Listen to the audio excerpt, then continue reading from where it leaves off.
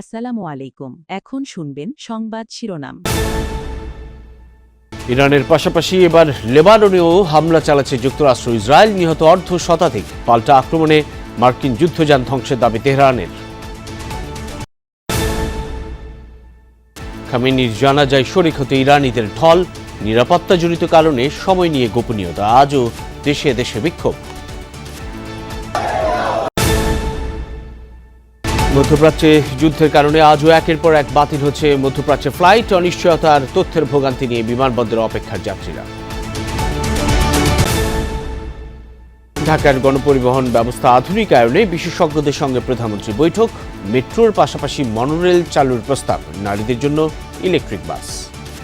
এতক্ষণ শুনছিলেন সংবাদ শিরোনাম। এখন শুনবেন বিস্তারিত। ইরান জুড়ে তাণ্ডব চালিয়ে যাচ্ছে যুক্তরাষ্ট্র ইসরায়েল যৌথ বাহিনী। মুহুর্মুহু বিস্ফোরণে কাঁপছে রাজধানী তেহরান। অভিযানে টার্গেট রাষ্ট্রীয় টেলিভিশন, পুলিশ স্টেশন সহ বহু সামরিক স্থাপনা।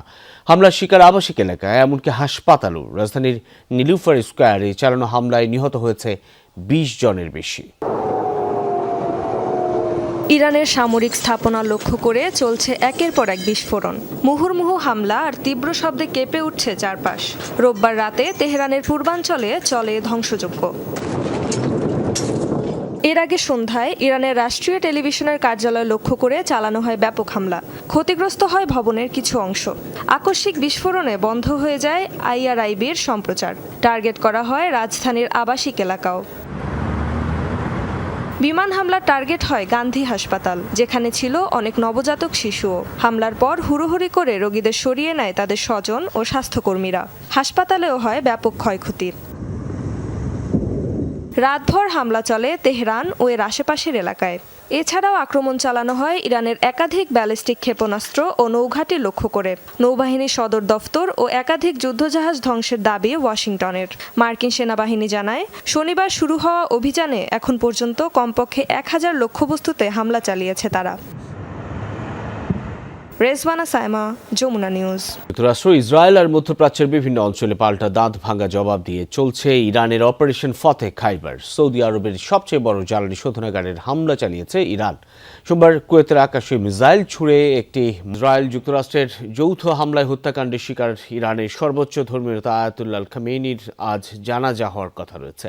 তেহরান বিশ্ববিদ্যালয়ের প্রাঙ্গণে হবে এই জানাজা। এর আগে শোক র্যালি হবে বলে জানায় বিভিন্ন গণমাধ্যম। এদিকে আয়াতুল্লাহ খামেনির জানাজা এবং শোক র্যালিতেও হামলার শঙ্কা রয়েছে। ইসরায়েলের তরফ থেকে এই হামলা হতে পারে বলে আশঙ্কা জানিয়েছে বেশ কিছু গণমাধ্যম। নিরাপত্তার কারণে শোক র্যালি এবং জানাজার আনুষ্ঠানিকতা পেছানো হতে পারে। ইরানের সর্বোচ্চ নেতার হত্যাকাণ্ডে ঝড় তুলেছে আন্তর্জাতিক প্রতিক্রিয়ার। ভারতের কাশ্মীর থেকে পশ্চিমবঙ্গ, উত্তরপ্রদেশ, মালয়েশিয়া, নাইজেরিয়া সহ বিশ্বের বিভিন্ন প্রান্তে রাস্তা অবরোধ করে বিক্ষোভে নামেন ইরানপন্থীরা। প্রতিবাদীরা ট্রাম্প নেতৃত্বাধীন আগ্রাসনের বিরুদ্ধে নিজের ক্ষোভ প্রকাশ করেছে। বাগদাদের দূতাবাসের সামনে সংঘর্ষও হয়। পুলিশ টিয়ারশেল ছুড়ে বিক্ষোভ ছত্রভঙ্গ করার চেষ্টা করে। বিক্ষুব্ধ জনতা আমেরিকান ও ইসরায়েলি পতাকা মাটিতে টেনে নামায়। ভারতের কাশ্মীর জুড়ে শোকের ছায়া। রাস্তা অবরোধ করে খামেনির ছবি হাতে বিক্ষোভে নামে কিশোর কিশোরীরাও। এ সময় মার্কিন প্রেসিডেন্ট ডোনাল্ড ট্রাম্পের কুশপুত্তলিকা পোড়ায় ক্ষুব্ধ মানুষ। পশ্চিমবঙ্গ ও উত্তরপ্রদেশের বিভিন্ন জায়গায় প্রতিবেশ সমাবেশে অংশ নেয় শিয়া মুসলিমরা। ইরানের প্রতি সংহতি জানিয়ে যুক্তরাষ্ট্র ইসরায়েলের সামরিক অভিযানে তীব্র নিন্দা জানায় তারা। ইরাকের বাগদাতে মার্কিন দূতাবাসের সামনে বিক্ষোভ করে বহু মানুষ। নিরাপত্তা কর্মীদের সঙ্গে ব্যাপক সংঘর্ষের ঘটনাও হয়। বিক্ষোভকারীদের ছত্রভঙ্গে টিয়ার গ্যাস ছোড়ে পুলিশ। এ সময় বেশ কয়েকটি বিস্ফোরণেরও শব্দ শোনা যায়।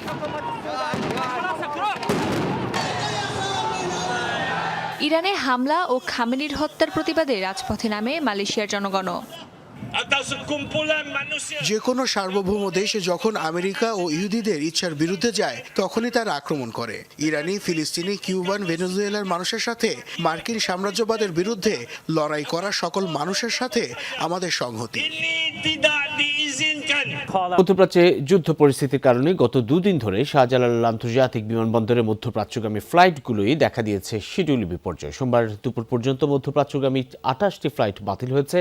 এখন পর্যন্ত ১০২টি ফ্লাইট বাতিল হয়েছে, যার মধ্যে বাহরাইন, কাতার, কুয়েত ও সংযুক্ত আরব আমিরাতের সব ফ্লাইট বাতিল করা হয়েছে। তবে সৌদি আরব ও ওমানের কয়েকটি ফ্লাইট চালু আছে। বেশ কিছু ফ্লাইট রিশিডিউল হলেও বেশিরভাগ ফ্লাইটের যাত্রাই অনিশ্চিত। আজ এ পর্যন্ত ১১টি ফ্লাইট বাতিল করা হয়েছে। ফলে ভোগান্তিতে পড়েছেন বহু মানুষ। ফ্লাইট সংক্রান্ত সঠিক তথ্যও মিলছে না বলে অভিযোগ করেছেন অনেকে। আমার ফ্লাইট হচ্ছে আপনার আজকে সকাল 8টা বাজে, এখন ফ্লাইট বাতিল করছে, আসছি রাত্র 2টা বাজে। ফ্লাইটের কথা ছিল, আমি টিকেটে ছিল হচ্ছে 1 তারিখ রাত 1:15। তারপর আমাদের মেসেজে আসে যে ফ্লাইট ক্যান্সেল। এখন ফ্লাইটের কথা গতকালকে জানানো দেওয়া হয়েছে যে 2 তারিখ দুপুর 1টা বাজে ফ্লাইট। এখন এখানে আসছি কিন্তু ফ্লাইটের ব্যাপারে কোনো তথ্য এখানে পাওয়া যাচ্ছে না। যেহেতু আমাদের ফ্লাইট ক্যান্সেল হয়েছে, ছুটি শেষ, তো নির্দিষ্ট সময়ের ভিতরে না যেতে পারলে আমরা যাইতে পারবো না। মধ্যপ্রাচ্যের চলমান যুদ্ধাবস্থার কারণে চট্টগ্রাম শাহ আমানত আন্তর্জাতিক বিমানবন্দরে আজ 5টি ফ্লাইট বাতিল হয়েছে। 28 ফেব্রুয়ারি থেকে এ পর্যন্ত সব মিলে 25টি ফ্লাইট বাতিল হয়েছে। এয়ারপোর্ট কর্তৃপক্ষ জানায়, দুবাই, আবুধাবি ও শারজার এয়ারফিল্ড বন্ধ থাকায় সকালের 5টি বাতিল করা হয়। এর মধ্যে বিমান বাংলাদেশ এয়ারলাইন্সের 2টি ডিপার্চার ফ্লাইট, ইউএস বাংলা এয়ারলাইন্সের 1টি ডিপার্চার ফ্লাইট ও 1টি অ্যারাইভাল ফ্লাইট এবং এয়ার আরাবিয়ার 1টি ডিপার্চার ফ্লাইট ছিল। তবে মাস্কাট থেকে আসা সালাম এয়ারের ফ্লাইট OV401 সকাল 8:15 অবতরণ করে পুনরায় যাত্রী নিয়ে মাস্কটের উদ্দেশ্যে 9:30 বিমানবন্দর ছেড়ে যায়।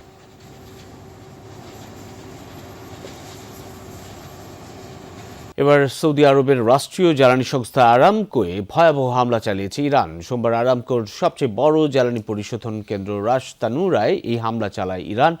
ড্রোন ও মিসাইল হামলার পর আগুন ধরে যায় পরিশোধন কেন্দ্রটির বিভিন্ন স্থানে।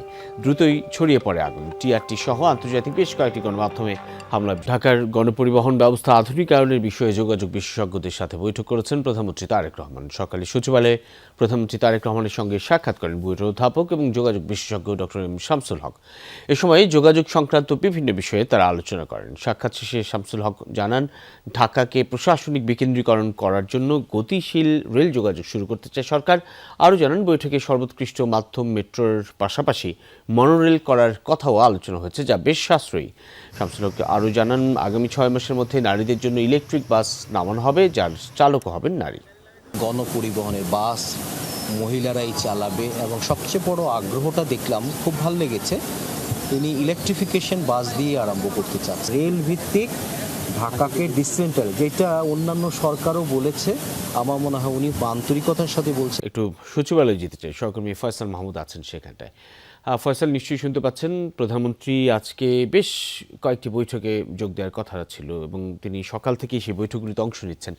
পরবর্তী পর্যায়ে আর কারা কারা বৈঠক করলেন, কাদের সঙ্গে কি আলোচনা হলো, সেসব বিষয়ে একটু জানাবেন। এবং স্বরাষ্ট্রমন্ত্রীও মনে হয় কথা বলেছেন, কি বললেন তিনি একটু বিস্তারিত জানাবেন। রবিন, যেহেতু কিছুক্ষণ আগেই স্বরাষ্ট্রমন্ত্রী সালাউদ্দিন আহমেদ কথা বলেছেন, তার বিষয়টি দিয়ে শুরু করি। মূলত সালাউদ্দিন আহমেদ দুইটি বিষয়ের উপরে গুরুত্ব দিয়ে কথা বলেছেন। তার একটি বিষয় হচ্ছে, এখানে সাংবাদিকদের সাথে প্রশ্ন উত্তরে তিনি বলেছেন যে আগামী আসন্ন জাতীয় সংসদের বিরোধী দলের পক্ষ থেকে ডেপুটি স্পিকার নিয়োগের ক্ষেত্রে সরকারি দলের পক্ষ থেকে বিরোধী দলকে জানানো হয়েছে।